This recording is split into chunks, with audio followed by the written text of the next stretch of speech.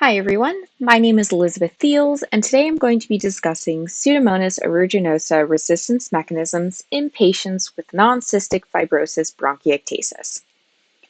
Bronchiectasis is a group of pulmonary diseases that can be chronic while also having acute exacerbation events. There are physical damages that have occurred in airway and bronchi, causing infection and inflammation, leading to even more damage that is irreversible. Development of bronchiectasis can be caused by multiple different conditions, such as immune deficiency and/or disease and physical airway issues. It can also arise after an infection, or it can be a congenital disease. Symptoms include frequent and recurrent respiratory infections, persistent cough, breathlessness, and lethargy, amongst others. Due to the physical damage of the airways, patients tend to be chronically infected by Pseudomonas aeruginosa, specifically strains that are ciprofloxacin resistant. A patient will be treated during acute exacerbations, during which time the main goal is to clear the infection using oral ciprofloxacin. However, if they have more than 3 exacerbations a year, the recommended treatment is long-term antibiotics. Pseudomonas aeruginosa is known to not only colonize patients with bronchiectasis, but are also common in urinary tract infections, blood infections, surgical site infections, and respiratory infections. It can be an organism of concern in regards to multi-drug resistance and extensive drug resistance. The study presented today was performed by Cabrera et al. 2022 in order to study the resistance mechanisms of the Pseudomonas aeruginosa strains that colonize specifically patients with bronchiectasis. Cabrera et al. 2022 used many different molecular techniques to determine the genetic causes of the resistance mechanisms seen in the study patients' Pseudomonas strains. The first technique used was polymerase chain reaction, or PCR, to amplify their areas of interest, which included areas such as quinolone resistance determining regions, genes for efflux systems, and genes specific for drug resistance. During this process, the target genetic material is amplified in exponential amount in order to create millions of copies of the target material that can be studied and sequenced. Cabrera et al. 2022 specifically used the Sanger sequencing method to determine the nucleotide sequence of the areas of interest. In the Sanger sequencing method, the DNA, or complementary DNA, cDNA, is amplified via PCR, annealed to oligonucleotides, and extended using DNA polymerase, with dNTPs or ddNTPs being used for chain termination. Once complete, gel electrophoresis is performed to determine the sequence of the areas of interest.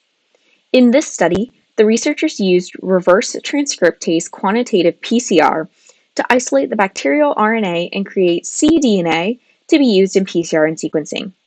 Lastly, a phylogenetic analysis was performed to determine differences in the strains based on the presence or absence of certain genes, the expression of the genes, etc. Common antimicrobials typically used to treat Pseudomonas aeruginosa infections were examined during the study, including aztreonam, ciprofloxacin, meropenem, imipenem, amikacin, tobramycin, piperacillin tazobactam, ceftazidime, ceftazidime avibactam, ceftolozane tazobactam, cefepime, and colistin. Breakpoints determined by the European Committee on Antimicrobial Susceptibility Testing, or EUCAST, was used for drug-bug combination interpretations. To determine the resistance patterns of each strain, Cabrera et al. 2022 performed antimicrobial susceptibility testing using the Kirby-Bauer KB and E-test methods. The KB test method was performed using disc diffusion technique, where a lawn is streaked onto a Mueller-Hinton plate and filter paper discs impregnated with certain antibiotics are dropped onto the lawn of bacteria. After incubation, the zones of inhibition around the discs are measured. The E-test method is performed in a similar way. However, instead of discs, a strip is impregnated with sequential dilutions of the antibiotic. Minimum inhibitory concentrations, or MIC, can be determined by this method. MICs were also determined using the standard agar dilution method. In this method, agar is supplemented with varying concentrations of antimicrobial agents and the organism is plated onto the agar. After incubation, the number of colony-forming units is counted to determine the MIC based on what plate dilution no longer shows growth. The inhibition of growth can be due to the antimicrobial being either bacteriostatic or bactericidal. The strain susceptibility to colistin specifically was tested using the broth microdilution method, where two-fold serial dilutions of colistin were added to a growth medium. The organism was also added to the growth medium and allowed to incubate. The MIC was determined based on the dilution of the tube that no longer showed growth. This method also allows the user to test for the minimum bactericidal concentration, or MBC. 43 clinical strains from 38 patients were included in the study, with the patients specifically being diagnosed with bronchiectasis. 7 strains were from patients with intermittent colonization with Pseudomonas aeruginosa, while 36 strains were from patients who experienced chronic colonization. Every strain showed resistance to at least one antimicrobial agent that was tested. Ciprofloxacin and imipenem had the highest MICs of the agents used. Since a major concern with bronchiectasis patients is being colonized with resistant strains of Pseudomonas aeruginosa, researchers also compared the resistance patterns of the strains. 44.18% of the strains were moderately resistant, 16.28% were multi-drug resistant, and 4.65% were extensively drug resistant. Cabrera et al. 2022 determines the genetic reasons for these resistant strains, of which many of the strains had multiple resistance mechanisms present. Ciprofloxacin is a first-line drug to treat infections of Pseudomonas aeruginosa. Being a fluoroquinolone, its effectiveness is determined by how many copies of the GYRA, GYRB, PARC, and PARE genes are present in the quinolone resistance determining regions of the organisms. When there are additional copies present in the organism's genome, its resistance to quinolones is increased.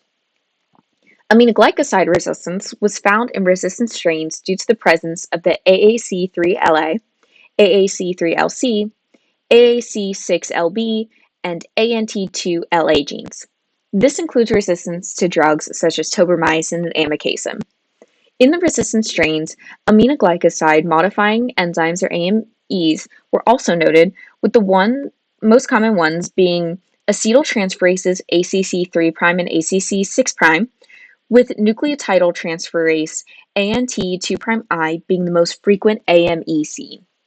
Resistance can occur not just by the presence of genes, but also by mutations or absence of certain genes.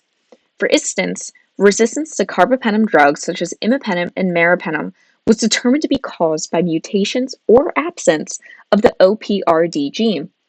Allelic variation between genes was noted to produce intrinsic beta-lactam resistance. Beta-lactam drugs do include cefepime and piperacillin tazobactam.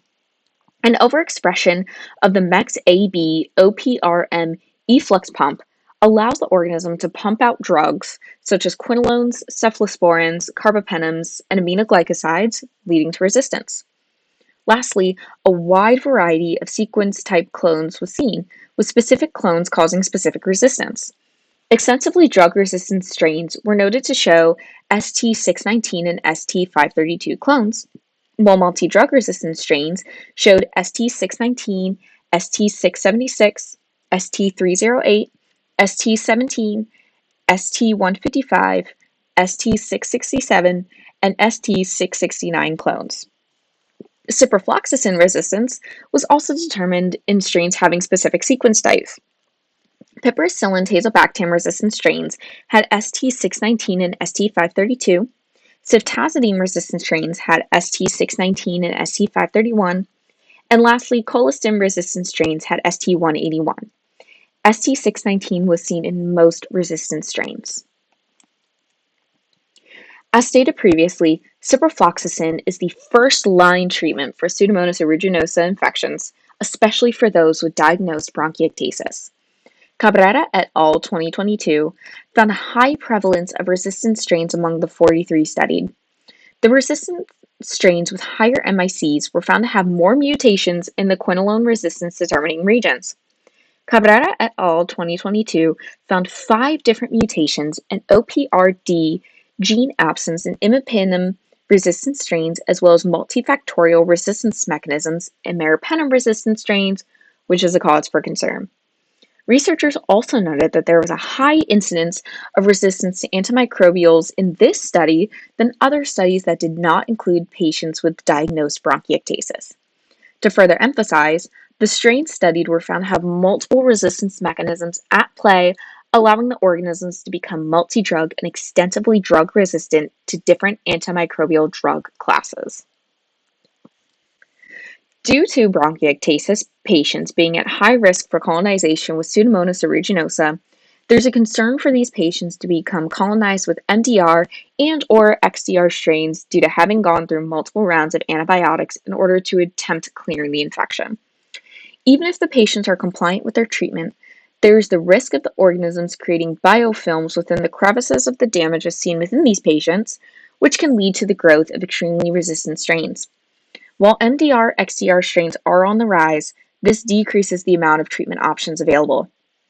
As noted by Cabrera et al. 2022, there is an urgent need to develop new antimicrobials in order to combat these multifactorial resistance mechanisms.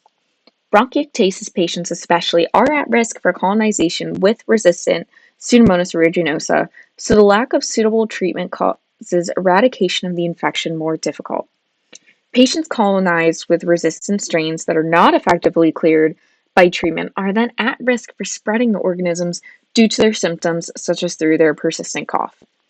Additional studies are required to further improve the diagnosis of the multi-resistance mechanisms as seen within this study. Similar molecular studies on patients colonized with these types of strains would be useful in developing additional therapies for MDR and XDR strains as they become more common in the community. Thank you so much.